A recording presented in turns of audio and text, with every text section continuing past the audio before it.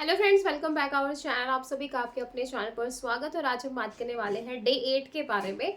और आप सभी को पता है कि हमने 25 दिन का क्रैश कोर्स शुरू किया है पीजीटी कंप्यूटर साइंस का। इससे पहले मैंने आप लोगों को कंप्लीट पाइथन करवा दिया है विद क्वेश्चन। एमर्जिंग ट्रेंड हमने कर लिया है क्वेश्चन के साथ। और आज हम नया जो आपका लास्ट और जो तीन ये जो टॉपिक आपके ऐड हुए थे उसमें से लास्ट टॉपिक है ये आपका सोसाइटी लॉ और एथिक्स। ठीक है, उसके बाद जो आपके चैप्टर स्टार्ट होंगे जैसे आपका C++, MS ऑफिस और आपका कंप्यूटर फंडामेंटल और आपका DBMS और SQL, क्योंकि ये चारों के चारों सब्जेक्ट काफ़ी इंपॉर्टेंट है। मैंने आपको 5 सब्जेक्ट इंपॉर्टेंट बताए हैं, पाइथन और जो ये 4 सब्जेक्ट मैंने बोले हैं, तो ये काफ़ी इंपॉर्टेंट है। बाकी करना आपको सब कुछ है ना, कि अगर कहीं से भी डायरेक्ट क्वेश्चन आ जाए तो आपको पता होना चाहिए कि ये टर्म या चीज़ होती क्या है। अगर ये 25 दिन को भी अच्छे से कर लेते हो ना तो एक अच्छा खासा स्कोर करोगे, 45+ आराम से आ जाएंगे अगर अच्छे से करते हो तो। ठीक है, तो सबसे पहले हम डिस्कस कर लेते हैं सोसाइटी लॉ और एथिक्स के आपके कौन कौन से टॉपिक्स हैं। क्योंकि आप लोगों ने सिलेबस में देखा होगा डिजिटल फुटप्रिंट जो कि आपका इसी के अंदर आता है। नेक्स्ट आपका डिजिटल सोसाइटी और नेटिजन, जो कि मैं आपको बहुत लिमिटेड और टर्म समझाने वाली हूँ। नेट एटिकेट्स क्या होता है, कम्युनिकेशन क्या होता है, ठीक है, एटिकेट्स क्या होगा, सोशल मीडिया एटिकेट्स क्या होते हैं। ठीक है भाई, तो etiquette, social media etiquettes, data protection जिसमें आपका IPR यानी कि इंटेलेक्चुअल प्रॉपर्टी राइट, जिसमें कॉपीराइट क्या होता है, पेटेंट क्या होता है, ट्रेडमार्क क्या होता है, वायलेशन ऑफ IPR क्या होता है, प्लेगरिज्म क्या होता है, कॉपीराइट इन्फ्रिंगमेंट क्या होता है, ट्रेडमार्क इन्फ्रिंगमेंट क्या होगा, open source software licence, creative commons, GPL and Apache. ठीक है, इसके बाद हम बात करेंगे साइबर क्राइम की, जिसमें आपका definition hacking, eavesdropping, phishing and fraud emails, ransomware, preventing cyber crime, ये सारी चीजें आ जाएंगी। Cyber safety, safety browsing the web, identity protection, confidentially cyber trolls and bullying. फिर इसके बाद है safety accessing websites, malware, virus, trojan, adware. फिर आपका ई वेस्ट मैनेजमेंट आ जाएगा, IT एक्ट आ जाएगा और इन टेक्नोलॉजी सोसाइटी आ जाएगा। ठीक है, ये वाला पार्ट आपके सिलेबस में है नहीं। ठीक है, ई वेस्ट वाला भी नहीं है, लेकिन ये ऊपर वाला जो पार्ट है ये वाला है, तो इसको मैं आपको समझाऊंगी डिटेल में। टॉपिक्स आप मतलब एक बार आपको समझ में आ गया ना कि इसके अंदर होता क्या है, तो आप आराम से, आपका अगर कोई भी क्वेश्चन आएगा तो आप आराम से कर दोगे। ठीक है, तो सबसे पहले स्टार्ट करने जा रहे हैं डिजिटल फुटप्रिंट क्या होता है, कि डिजिटल फुटप्रिंट क्या होगा। देखो, फुटप्रिंट का मतलब क्या होता है, पैरों के निशान। अगर आप कहीं समुद्र में जाते हो, चलते हो, तो आपके पैरों के निशान की वहां पे छाप पड़ जाती है। ठीक है, फुटप्रिंट आपके यही होते हैं। या आपके आपके घर में कहीं गीला हो रखा और आपके पैर गंदे हैं और आपने वहां पे पैर टेका तो आपके पैरों के निशान हो जाएंगे। ठीक है, सम टाइम ऐसा होता है कि आपकी मम्मी पोछा लगाए और आप वहां से चले जाओ तो आपकी मम्मी क्या मार पड़ती है आपको, है ना। तो यहाँ पे बात कर रहे हैं फुटप्रिंट, तो समझ में आ गया डिजिटल क्या होता है। इसके आगे डिजिटल क्या लगा हुआ है, डिजिटल की बात हो रही है इंटरनेट की, है ना। कि भाई इंटरनेट पे आप जो है चीजें पूरा दिन क्या करते हो, क्या देख रहे हो, क्या कर रहे हो, तो वहां पे भी आपकी जो है छाप छूटती है। यानी कि अगर आपको ये लग रहा हो कि भाई हम तो ये कर देते हैं, वो कर देते हैं, किसी को पता नहीं चलता, तो ऐसा नहीं है, आपके वहां पे भी पैरों के निशान छूटते हैं। ठीक है, तो जैसे किस तरीके से आप यहाँ पे देख सकते हो, ये पैर बना हुआ है, तो यहाँ पे आपका YouTube हो गया, आपने YouTube को एक्सेस किया पूरे दिन में, Facebook को किया, इंस्टा को किया, व्हाट्सअप को किया, जितनी भी आपके फोन में, क्रोम को आपने कुछ सर्च किया, अमेजोन को किया, जितनी भी सोशल नेटवर्किंग साइट है आपने उनको यूज किया, है ना, ऑनलाइन शॉपिंग्स है। तो जहां जहां आप जाते हो ना, तो आप अपने पैरों के निशान वहां पे छोड़ देते हो। ठीक है, वहां पे जैसे हिस्ट्री, अगर आपने नाम सुना होगा हिस्ट्री का, तो whenever we surf the internet using smartphone, tablets, computer, we leave a trail of reflecting the activities performed by online which is our digital जो है footprint। हम जो भी एक्टिविटीज वहां पे करते हैं, जो भी हम काम वहां पे करते हैं, तो हमारा जो है वहां पे क्या होता है, हमारी वहां पे छाप छूट जाती है। तो उसको क्या बोला जाता है, उसको डिजिटल फुटप्रिंट बोला जाता है। ठीक है, अभी यहाँ पे देखो भाई। ठीक है, अब हम बात करेंगे टाइप्स ऑफ डिजिटल फुटप्रिंट की। तो दो तरीके के होते हैं, एक होता है एक्टिव फुटप्रिंट और एक होता है पैसिव फुटप्रिंट। अब एक्टिव और पैसिव क्या होगा? एक्टिव का मतलब है which include that initially submit online, यानी कि अगर आप कहीं पर गए हो, है ना, और आपने वहां पे जानबूझ के, मतलब आप वहां पे लॉग इन करते हो, अपनी डिटेल्स वहां पे छोड़ते हो, यानी कि आपको पता है इंटेंशनली, यानी कि आपको वहां पे पता है कि हाँ यहाँ पे मेरी छाप छूटी है, ठीक है, वो होता है आपका एक्टिव। जैसे email, we write, response, post, अगर आपने फेसबुक पोस्ट किया, आपने जो भी किया है ना, तो वो आपका क्या हो जाएगा? एक्टिव में आ जाएगा। पैसिव की अगर मैं बात करूं तो digital data travel we online unintentionally, यानी कि हमें नहीं पता लेकिन फिर भी हमारा जो है डेटा वहां पे सेव हो गया है। पैसिव कहलाएगा data generated we visit website, use a mobile app, browser, internet ETC, जैसे आपकी हिस्ट्री वगैरह हो जाएगी, तो ये सब हो जाएगा। Digital footprint can be use to trace the user, मतलब डिजिटल फुटप्रिंट का यूज किया जाता है यूजर को ट्रेस करने के लिए, उसकी लोकेशन को, डिवाइस एंड जो है यूजर्स डिटेल, उसकी डिटेल को देखने के लिए, ठीक है। इसके बाद आता है हमारा डिजिटल सोसाइटी क्या होता है। डिजिटल सोसाइटी यानी कि एक तो नॉर्मली आपने सोसाइटी के बारे में सुना होगा, सोसाइटी यानी कि जो आपका पड़ोस होता है ना, आसपास के जो आपके लोग हो गए वो आपकी सोसाइटी हो गई, है ना। लेकिन आजकल लोगों की दुनिया जो है वो एक फोन में सीमित रह गई है, उन वही वाले दोस्त अच्छे लगते हैं। आजकल लोग एक दूसरे से बात करना पसंद नहीं करते, यानी कि मतलब कुछ भी आता है, जैसे अभी दिवाली आ रही है तो सबको एक हैप्पी दिवाली का मैसेज कर देंगे, ठीक है। तो सेम यहाँ पर डिजिटल सोसाइटी का, सोसाइटी यानी कि जो आपका पास पड़ोस है, आस पड़ोस है, ठीक है, जो आपके घर के आसपास जितने भी घर बने हुए हैं वो आपकी सोसाइटी आ जाती है, ठीक है। अब इसके आगे अगर डिजिटल लग जाए, डिजिटल लग जाएगा तो जो आपकी ऑनलाइन दुनिया है वो आ जाएगा, ठीक है। और आजकल हर किसी की अपनी अपनी एक ऑनलाइन दुनिया बनी हुई है। तो डिजिटल सोसाइटी दस reflect the growing trend of digital technology in all sphere of human activities, यानी कि आप ऑनलाइन जितनी भी एक्टिविटीज कर रहे हैं वो सारी चीजें आ जाएंगी, जिसमें आपके एथिक्स और बिहेवियर और मोरल्स ये चीजें दिखाई देती हैं। जैसे अगर आपके घर में कोई भी आ रहा है, यानी कि आपके पापा के फ्रेंड आ रहे हैं, आपकी मम्मी के फ्रेंड आ रहे हैं, या आपके खुद के फ्रेंड आ रहे हैं, तो आपके जो एथिक्स है, यानी कि आपके जो व्यवहार है, आपका जो बिहेवियर है ना, उनके सामने आप किस तरीके से व्यवहार कर रहे हो, तो आपका जो है नेचर पता चलता है कि आप किस तरीके के हो। तो सेम ऑनलाइन कैसे पता चलेगा? ऑनलाइन आप किस तरीके से कमेंट करते हो, किस तरीके से जो है पोस्ट करते हो, उससे आपके एथिक्स पता चलेंगे, है ना। ओके, तो अब नेक्स्ट देखो नेटिजन क्या होता है। Anyone who digital technology internet is digital citizen or netizen, ठीक है।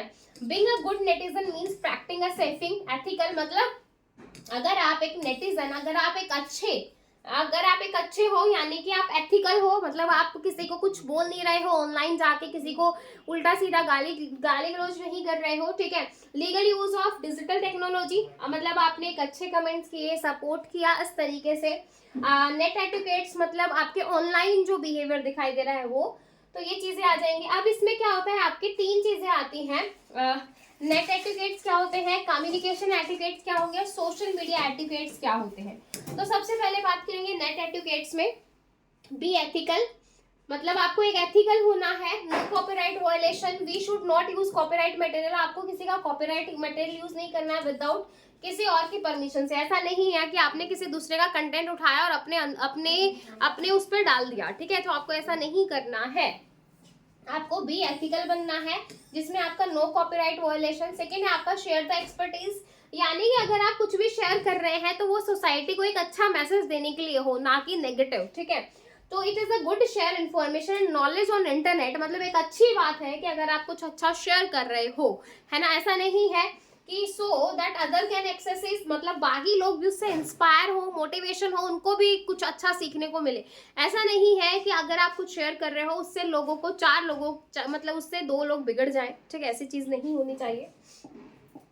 इसके बाद है रिस्पेक्टफुल, यानी कि रिस्पेक्ट प्राइवेसी, यानी कि आपको सबकी रिस्पेक्ट करनी है। ऐसा नहीं है कि आप किसी की जो है रिस्पेक्ट ना करें। प्राइवेसी जो है, being a good digital citizen we have the right to privacy and the freedom of personal expression, यानी कि आपको राइट्स है कि आप आराम से वो करो, पर्सनली किसी का भी जो है आपको प्राइवेसी को वो नहीं करना है। बी रिस्पॉन्सिबल, आपको रिस्पॉन्सिबल बनना है, यानी कि avoid cyber bullying, cyber bull आपको पता है कि आजकल सोशल मीडिया पे ऑनलाइन जो है लोगों को कितना ज़्यादा जो है कितने फ्रॉड होते हैं, कितना अब्यूज़ किया जाता है, कितना मेंटली हैरेस किया जाता है ऑनलाइन, है ना। तो any insulting, degrading, intimidating online behavior like repeated posting of rumors, giving threat of online posting the victim personal information, sexual and harassment, comment aim to publicly, मतलब आपको इस तरीके से कमेंट नहीं करना कि किसी को जो है हार्म हो, है ना, ये सारी चीजें। साइबर बुलिंग, आपको किसी को बुल नहीं करना है, ठीक है। बार बार आप किसी को टारगेट ना करें कि अगर आप किसी को भाई एम्बैरेस कर रहे हो, बार बार किसी का दिल दुखा रहे हो, ये चीजें आपको नहीं करनी है। डोंट फिट द ट्रोल, आपको किसी को ट्रोल नहीं करना है। कम्युनिकेशन एटिकेट्स में आपका क्या आ जाएगा, डिजिटल कम्युनिकेशन इंक्लूड लाइक आपका ईमेल, टेक्सटिंग, इंस्टेंट मैसेजिंग, है ना, cell phone, audio, video conferencing, posting form, social networking site, ये सारी चीजें आपकी किस में आ जाएंगी, कम्युनिकेशन में आ जाएंगी। Be precise and respect time or respect data limits. We should not waste precious time in responding to unnecessary emails or comments unless they have some relevance for us, ठीक है। Respect data limits यानी कि for concern related data bandwidth very large attachment may be avoided, rather send compression file, ठीक है। Be polite, आपको polite रहना है, एकदम से एग्रेसिव नहीं होना है ना। मतलब अगर किसी की कमेंट चैट है, मतलब पोस्ट है, तो आप उस पर आपको जो है आराम से जो है क्या करना है, अग्रेसिव नॉन एग्रेसिव होके आपको कम्युनिकेट करना है। बी क्रेडिबल यानी कि we should be question while making a comment, अगर आप कोई भी कमेंट कर रहे हो, रिप्लाई कर रहे हो या कोई ईमेल जो है राइट कर रहे हो, तो आपको ध्यान रखना है, ठीक है। डिसाइड और credibility over a period of time. इसके बाद आता है social media etiquettes. Social media पे सिक्योर, चूज पासवर्ड वाइडली, ताकि भाई आपका कोई भी पासवर्ड चुराए ना। Known who R be friend, मतलब आपका कौन फ्रेंड है ऐसा नहीं है, क्योंकि ऑनलाइन आप किसी को फेस टू फेस तो जानते नहीं हो, पता चले कि भाई वो आपका फ्रेंड ही ना हो, मतलब आप समझ रहे हो कि वो आपका सबसे अच्छा दोस्त है, बट ऐसा ना हो, ठीक है। आपको भी पता है कि कितने ज्यादा फ्रॉड हो जाते हैं। Be aware of fake information, fake information से आपको अवेयर रहना है, लाइक फेक न्यूज हो गई, मैसेज हो गई, पोस्ट हो गई, है ना। कॉमन बहुत सारे लोग होते हैं जो कुछ व्यूज के लिए कुछ हो कर देते हैं, तो आपको इन सारी चीजों से बच के रहना है, ठीक है। इसके बाद बात करते हैं बी रिलायबल, यानी कि थिंक जो है बिफोर अपलोडिंग, अगर आप कुछ भी अपलोड कर रहे हैं तो उससे पहले आपको सोचना चाहिए। We can upload almost anything on social media, आप सोशल मीडिया पे कुछ भी कर सकते हैं। Once uploaded it is always there in remote server even if we delete the files, ठीक है। इसके बाद है डेटा प्रोटेक्शन, जिसमें आपका जो है सेंसिटिव डेटा आ जाएगा, और privacy of sensitive data can be implemented by, ठीक है। तो ये सारी चीजें आ जाएंगी, डेटा को आपको ध्यान रखना है, ठीक है। समझ में आया कि ये पॉइंट्स क्या होते हैं, बेसिक चीजें हैं, बस मैं आपको टर्म समझा रही हूँ कि यही चीजें होती हैं ऑनलाइन, ठीक है। उसके बाद आता है आपका आईपीआर, यानी कि इंटेलेक्चुअल प्रॉपर्टी राइट। अब आईपीआर क्या होता है भाई, आईपीआर यानी कि intellectual property, someone come out of a new idea, अगर किसी के दिमाग में एक नया आइडिया आया है, ठीक है, तो क्या होगा, this original idea is that personal is the intellectual property, यानी कि मेरे दिमाग में ये आइडिया आया है, तो ये जो आइडिया है वो मेरी प्रॉपर्टी है। अगर देखो आप अपने घर में कोई भी सामान लेके आते हो, जैसे आप अपने घर में फ्रिज लाए, टीवी लाए, कूलर लाए, तो वो आपकी क्या है, वो आपकी प्रॉपर्टी है। लेकिन अगर मेरे दिमाग में कोई भी आइडिया आ रहा है, अगर मैं कुछ भी कर रही हूँ, तो वो मेरी प्रॉपर्टी है। समझ में आया, ठीक है। तो intellectual property refer to the invention, यानी कि मैंने किसी चीज का इन्वेंशन किया है। लिटरेसी, आर्टिस्ट जो है एक्सप्रेशन, मैंने कोई सॉन्ग सोचा है, कोई मूवी सोची है, कोई अपने स्मॉल स्टोरी सोची है, तो ये सारी चीजें आ जाएंगी। Design, symbol, name and logo, है ना। ओनरशिप की अगर बात की जाए तो ownership of such concept lie with the creators. Holder the intellectual property, किसी की प्रॉपर्टी को होल्ड कर लेते हैं। आपको ही पता है कि बहुत सारे लोग, गाने कोई लिखता है लेकिन नाम किसी और से पब्लिश होते हैं, तो बहुत सारी चीजें होती हैं जो चलती हैं। And recognition of financial benefit using their creation और इन्वेंशन, ठीक है। Intellectual property is legally protected, मतलब इंटेलेक्चुअल प्रॉपर्टी को प्रोटेक्ट किया जाता है। किन किन चीजों से प्रोटेक्ट किया जा सकता है, एक तो कॉपीराइट से, एक पेटेंट से और ट्रेडमार्क से। इन तीनों चीजों के बारे में आपको थोड़ा पता होना चाहिए। अब यहाँ पे किस किस तरीके से क्वेश्चन बनेंगे वो भी समझना। कॉपीराइट का मतलब ये है कि copyright grants legal right to creator for their original work like writing, photograph, audio recording, video, sculpture, architecture work, computer software, other creative work like literacy and artist work. Copyright are automatically granted, copyright जो है वो automatically grant की जाती है to creator और authors. Copyright laws give the copyright holder a set of rights that they alone can avail legally. Right include में क्या हो जाएगा? Right to copy, right to create derivative work, right to distribute copies of work in public, right to publicly display perform the work. ठीक है, the use of copyright material जो है one need to obtain a licence from them. Patent क्या होता है? Patent जो है आपको एक तो ये समझना है कि कितने साल के लिए होता है, 20 साल के लिए। क्वेश्चन आ भी सकता है कि 20 साल के लिए होता है। तो patent usually granted for invention, यानी कि जिसने कुछ चीजों को इन्वेंट किया है, जैसे मैंने कुछ इन्वेंशन कर दिया तो वो क्या हो जाएगा? पेटेंट हो जाएगा। Copyright inventors need apply patenting for the invention when a patent is granted. अगर एक बार आपका पेटेंट ग्रांट हो गया तो owner get an exclusive right to prevent other using, selling और डिस्ट्रीब्यूटिंग द प्रोटेक्टेड इन्वेंशन। ठीक है, वो उसके ऊपर राइट्स आ जाएंगे सारे अगर एक बार उसको हो जाता है तो। और ये आपका 20 साल तक का होता है। ट्रेडमार्क की बात की जाए तो trademark include any visual symbol. जैसे आपने देखा होगा कि भाई जो नाइक के ब्रांड के जूते होते हैं, कोका कोला का हो गया, है ना, हर एक का अपना अलग अलग जो है ब्रांड का जो है अपना एक अलग अलग ट्रेडमार्क है। हर किसी का अलग अलग लोगो है ना। तो trademark include any visual symbol, word, name, design, slogan, label जो है distinguish the brand, commercial enterprise, brands commercial enterprise. ठीक है, तो जैसे आपका बाटा भी आपका एक ब्रांड है। ठीक है, क्लोथिंग में भी बहुत सारे ब्रांड होते हैं, अलग अलग हैं, तो सब अपना एक अलग अलग ब्रांड बना लेते हैं। जैसे नाइक के शूज हो गए, है ना। वॉयलेशन ऑफ आईपीआर, यानी कि अभी तो हमने देखा है कि इंटेलेक्चुअल प्रॉपर्टी राइट क्या क्या होती है और उसमें हम किस तरीके से वो कर सकते हैं, जैसे कॉपीराइट, पेटेंट और ट्रेडमार्क। अब वॉयलेशन क्या है कि इनको कौन कौन अफेक्ट कर सकता है वो हम यहाँ पे समझेंगे। ठीक है, कौन कौन अफेक्ट कर सकता है वॉयलेशन ऑफ आईपीआर। सबसे पहले आता है प्लेगरिज्म, और प्लेगरिज्म का मतलब होता है चोरी करना। क्या हो रहा है भाई? चोरी हो रही है यहाँ पे। ठीक है, तो जो है presenting someone else in idea, यानी कि किसी के आइडिया, किसी के काम को चुरा लेना। ठीक है, क्या हो गया? किसी के आइडिया, किसी काम को चुरा लेना। जैसे मैं बोलूं कि भाई आप अपने घर में सामान को इकट्ठा किया, आपने अपने घर में टीवी, फ्रिज, सोफा, ये सारी चीजें इकट्ठी की और आपके घर का सामान चोरी हो गया। ठीक है, तो ये तो है कि भाई आप क्या करोगे? चोरी हो गया तो भाई कहीं ना कहीं तो रिपोर्ट, ये सब चीजें करोगे। तो सेम ये है कि भाई आपके दिमाग में कोई भी आइडिया आया, आपने पूरा बनाया, किया और फिर आपका वो चोरी हो जाए तो उसको हम क्या बोलेंगे? प्लेगरिज्म बोलेंगे, है ना। तो we have copy some content on from internet, but मतलब हम कुछ कॉपी कर सकते हैं इंटरनेट से। ठीक है, we copy some content but do not mention the source of original creator, that it is जो है कंसीडर ऑफ द प्लेगरिज्म। ये कंसीडर किया जाता है प्लेगरिज्म में। If someone drives an idea और product from an already existing, ठीक है, तो product in already existing idea और product instead present in a new idea, then जो है is also called a plagiarism.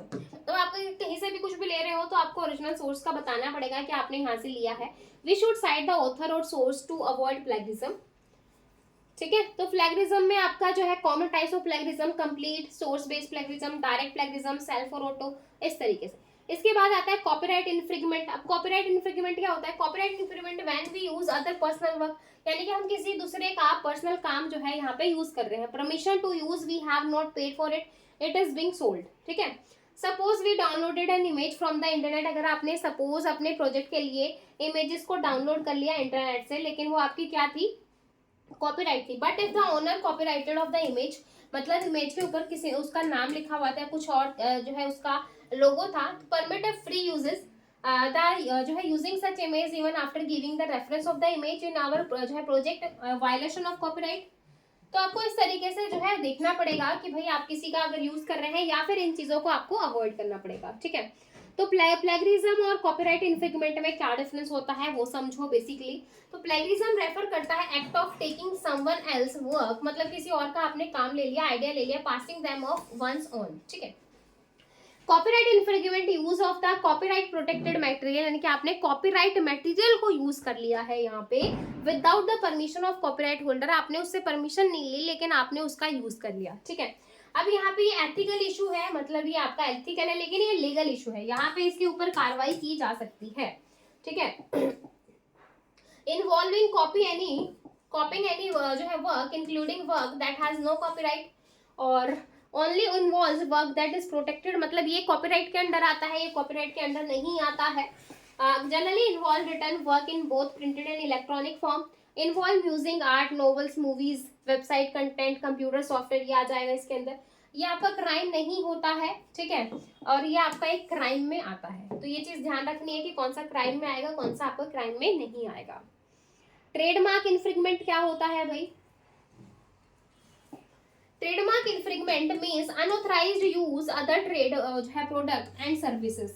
Honour of trademark में commence legal जो है proceeding against someone who infringement in registered trademark, ठीक है। मतलब trademark infringement में क्या हो जाएगा कि किसी का ट्रेडमार्क है ना, अनऑथर जो है आपने क्या किया, unauthorise use of other trademark product, आप किसी दूसरे का ट्रेडमार्क प्रोडक्ट या उसकी सर्विस को यूज कर रहे हैं, तो वो आपका किस में आ जाएगा, ट्रेडमार्क इन्फ्रिंजमेंट में आ जाएगा। हाँ जी, इसके बाद नेक्स्ट आता है आपका लाइसेंस, कि लाइसेंस क्या होता है, ओपन सोर्स लाइसेंस क्या होगा, बहुत सारी चीजें हैं जिसको हम आगे पढ़ेंगे भाई नेक्स्ट क्लास में। आज की क्लास में हम इतना ही करेंगे, तो ये आपके जो है importance of licence, types of licence, proprietary और फ्री और ओपन सोर्स क्या होता है, ये सारी चीजें हम नेक्स्ट क्लास में देखेंगे, ठीक है। डिफरेंस क्या होता है ओपन सोर्स में और प्रोप्राइटरी सॉफ्टवेयर में, ठीक है। अपाचे क्या होता है, तो इंटरनेट क्या होगा, मतलब ये सारी चीज़ें क्या होती हैं, वायरस फॉर्म्स, ये सारी चीज़ें हम नेक्स्ट क्लास में देखेंगे। आज की क्लास में इतना ही, और नेक्स्ट क्लास में आपका ये सोशल वाला पार्ट खत्म हो जाएगा, फिर इसके बेस पे हम क्वेश्चन डिस्कस करेंगे और उसके बाद फिर आगे के हम क्वेश्चन आगे के हम स्टार्ट करेंगे, ठीक है। वीडियो अच्छी लगी तो लाइक जरूर कीजिएगा, फिर मिलेंगे नेक्स्ट में, तब तक के लिए bye bye, take care, thank you.